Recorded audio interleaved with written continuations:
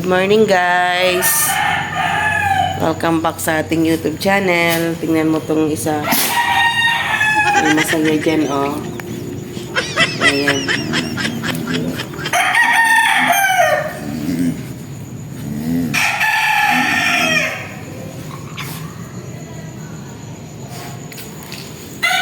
Welcome back sa aming channel. RM Vlogs. Time check. Past 6 o'clock PM pa lang. Upo-upo lang muna kasi naghihintay ka Chard Cabalbon. Nagkakape. Kape, magandang umaga sa inyo. As usual, it's Saturday. Pupunta na naman tayo ng palengke at titingin tayo ng pagkain para sa kanila. Sana this time meron kasi halos 1 week akong hindi nakabili ng tilapia. So, medyo butas ang bulsa natin kasi pag once na walang tilapia, yung budget natin for 2 weeks to 3 weeks, umaabot lang siya ng 1 linggo. Kasi pag walang tilapia, as you can see, dun sa ating mga previous vlog, gulay at saka manok ang nabibili natin. So, yun, nauubos yung budget natin, yung dapat sa next week na hihila to the 1 week lang. So, sana meron kasi medyo crisis na talaga ngayon, pero may iraraos pa naman natin. Ika nga, God is provided, kaya pagsikapan natin yung merabo. So, hintay-hintayin ko lang si Chard Cabalbon TV na matapos sa kanyang pagkakape, and then punta na kami para matingnan kung meron ng tilapia doon. Sana meron. Pero konti lang naman yung bibilhin ko this time, hindi yung pang buong 1 linggo. Babalik na lang kami some other day kasi sa Tuesday, brown out daw dito sa amin. From 5 AM to 7 PM. So, the whole day ang brown out, kaya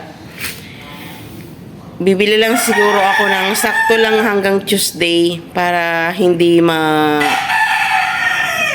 bilasa yung ating isda kung sakaling may mabili tayo. Kasi ang nakakaawa sila pakainin pag medyo bilasaan, at saka sila din inaamoy-amoy muna nila yung pagkain bago nila kainin. So guys, update ko na lang kayo mamaya pagdating namin kasi hindi ko na rin kayo maisasama dun sa palengke dahil nahihirapan akong magdala ng isda pagkasama ko kayo kung sakali. Kasi si Chard Cabalbon TV nagpapaiwan to sa parking. So, see you later guys. Ipapakita ko sa inyo kung ano yung mabibili natin sa palengke at kung ano yung magiging ulam namin for today's weekend kasi binigay na ng kapatid ni Chard Cabalbon TV yung ano namin, yung budget namin for Saturday and Sunday. So, kami ang pipili kung anong bibili namin ulam. So, see you later guys. Ito na nga guys, nandito na kami, nakarating na kami ni Chard Cabalbon TV. So, ipapakita ko sa inyo ngayon ang aming pinamili. So, unahin natin tong bumili ako ng tahong. Yan, yun yung magiging ulam namin for lunch mamaya. And then, bumili ako ditong sapsap. Yan. Bumili ako ng ganyan.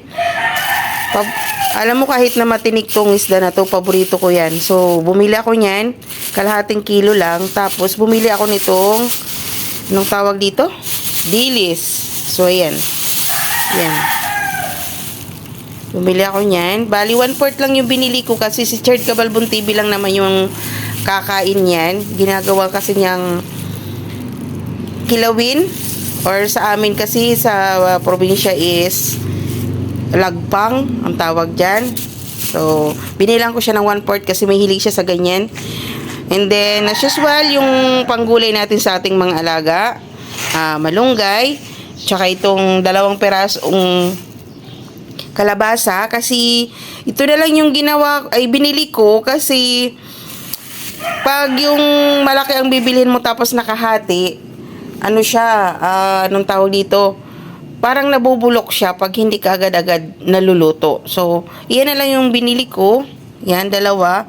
Tapos, bumili ako ng 1/4 na bawang. Ayan. Papakita ko sa inyo. Bumili ako 1/4. Pasensyahan nyo na. Yan. 1/4 siya. Tapos, bumili ako ng 3 pirasong kamatis para dito sa kay Chard Cabalbon kilawin. O yan. Tapos kanina dinaanan namin si kapatid, yung mga katutubo natin, nagtitindi dyan sa harapan namin. Yan, bumila ko yan. Yung kamuti yan pero binalatan na kasi gagataan ko para hindi na ako magbalat, para may pagmerienda kami. And then, as usual, bumili ng tinapay, yung paborito nating bibingka.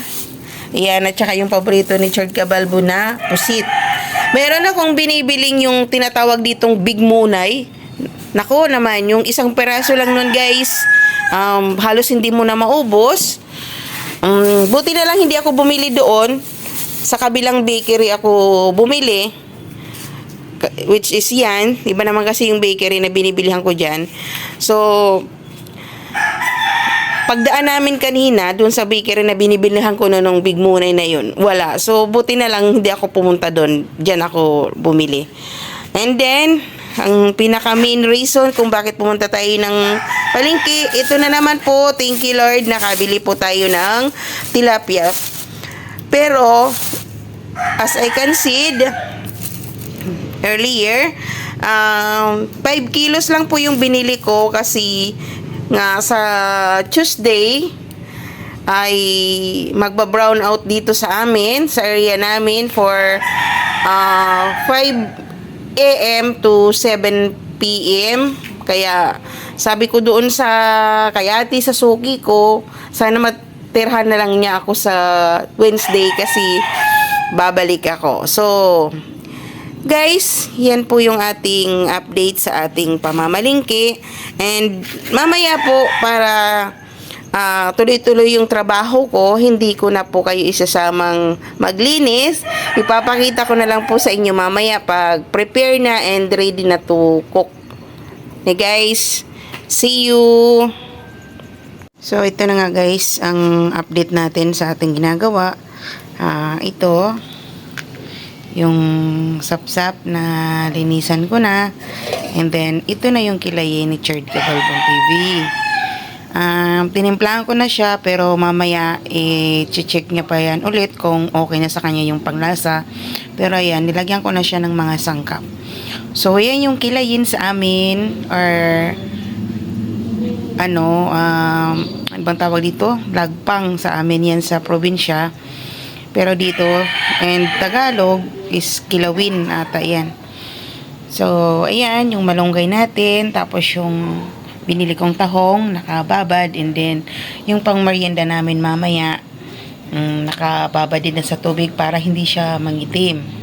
So, ayan. Yung ating kalabasa, nakita nyo na yan kanina. And then, yan yung ulam nila ngayon. Yung kagaya ng sinasabi ko sa previous vlog ko, yung mga tira-tira nilang ulam yan. So, yung iba may kasamang mga buto-buto yan, pero kukunin ko naman yan mamaya. Bali yung sabaw lang kasi masarap, di ba, pakuluan dyan yung sabaw, mas malasa. Pero pipiliin ko pa rin yan, hihimayin ko pa rin kung anong meron dyan sa loob ng ano na yan. Yan. Ng mga tira-tirang ulam nila, boss. Oh, yan. Tapos ito, dahil mga 10 o'clock na ata ito, nagsaing na ako ng kanin para mamaya tuloy-tuloy na rin. And then, ito na lang yung hindi ko nagagawa, yung ating tilapia. Pero, mabilis lang naman to. Siguro, 1 oras ako lang lilinisan yan. Mabilis lang yan, guys. So, yan yung update muna natin ngayon. Then, ito na, proceed na ako dito.